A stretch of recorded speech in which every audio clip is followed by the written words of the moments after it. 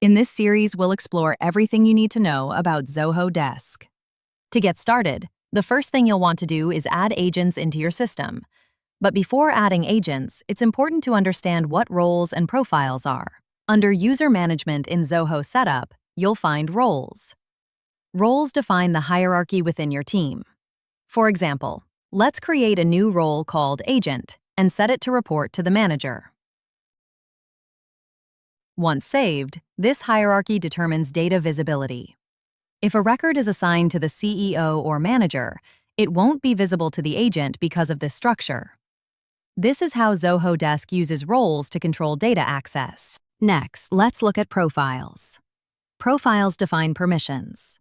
Zoho Desk provides multiple default profiles, and you can also create custom ones based on your needs. Each profile has granular permissions. You can enable or disable specific actions for every module, automation, and functionality. For example, let's disable the Merge Tickets permission for the agent profile. Adding an agent. Now let's add a new agent.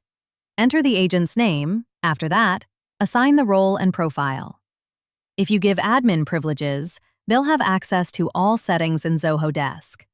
But if you assign the agent role with restricted permissions, they won't be able to merge tickets, as we configured earlier. You can also associate the agent with specific departments. Once done, click Assign.